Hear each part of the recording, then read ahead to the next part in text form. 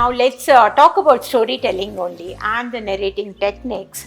How you connect with your audience that will help aspiring content creators. Yeah. Your storytelling will help the content creators, aspiring content creators. And you have been effortlessly switching from one language to another. Almost 5 languages you are very good at. And how has this multilingualism shaped your career? Such a wonderful question, Sahana. Till a certain point of time, I didn't recognize that this is a strength. I owe it to my father, late Shri Vijay Sarthi, and my mother Vaidehi especially, because my father's job at a PSU in BHL took us, my sister and me, to many different towns and states of India. So we were automatically imbibing cultures and languages and cuisine and all that without our knowledge, because those influences are there. The friendships that your parents make, the people you go to school with, and you eat with, you share your lunch dabba with, all this is coming to you like a gift. Yes. But you don't recognize it because it's just so much a part of me. I remember learning Telugu when I was in UP. So I was in Uttar Pradesh, and so Telugu maatladtanu nenu, and then everyone's like, ఎలా నేర్చుకున్నావు? And I am ekkada, and then I'm like, in UP of all the places. No, what is your native language? Like Kannada only? Tamil? That shall be a secret. Because you are very fluent in all the Dravidian languages, I can say, and also some of the Malayalam I can only pretend to be.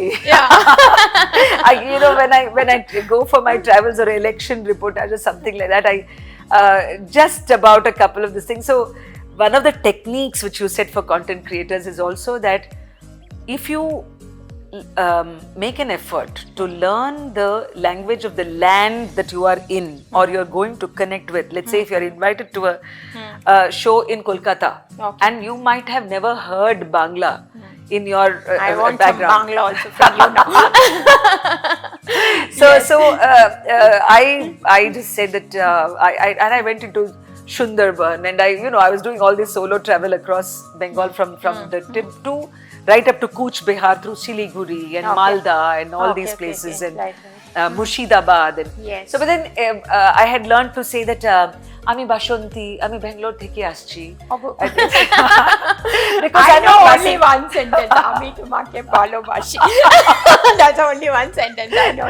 Yeah. Very recently, Shraddha, the amazing content creator, she is actually said in her video on Mile Sur Mera Tumhara, she said that thanks to Mile Sur Mera Tumhara, all of us Indians know at least 2 lines in most languages.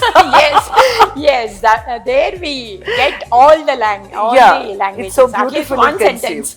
Yes. So then when I went to Bengal, I knew that I cannot call myself Vasanthi because there I am Bashanti. Yeah, and this is how I used to be called by my English teacher, Datta Madam. So then, Ami Niramish, the thing is that I wanted to say I'm a vegetarian, and in Bengal they're very disappointed that you're not having march, the fish. So this way, if you learn of even a couple of lines that are connected to the hearts of the people there. Yes. Even if your pronunciation is all over the place. Yes. Even if it's but terrible. They feel so happy. And we are welcomed there. Yeah. Yes. So this is, I feel that that effort, whether we are good or not. So it's not about language becoming a political or this issue of controversy. It is about just the ability to tell somebody that, listen, I care for your culture, because language is a vehicle of culture. And this, even if I were probably in Africa somewhere, I would have probably learned Swahili or if it's Spanish. I mean, this is the most default language thing. is a thread that binds everybody. Yeah. It's a quickest way, and it's actually it's a hack. quickest way of connecting heart to heart. Otherwise, we do tend to be comfortable in English, which is great. But other things which you mentioned, therefore multilingualism, even in an assignment where I had to travel into Laos for a documentary in BBC, I, along with my colleagues from who had come from London were in a place called South Laos and were in a tribal community called Mongkong. Okay.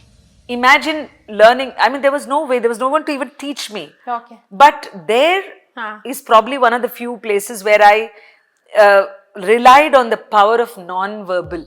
Okay. Which means Non-verbal without words, without just dissing. with sign language, you are speaking to them. And eye contact. Yes. You can convey so much through your expressions. Body language and eye contact. If you are with that person, and there we were there because the story was about how cluster bombs that were left behind by the Viet War were still around, and children who were picking up those were losing their limb to this day. This was what took us to that place. Okay. And one of the things which I, as the producer of the show, Robert Lamb, had conveyed was also that we would be there with two levels of interpreters, right? Mongkong to Laotian, Laotian to English, and when I answered, it will be English to Laotian and then to Mongkong. So it went through two levels.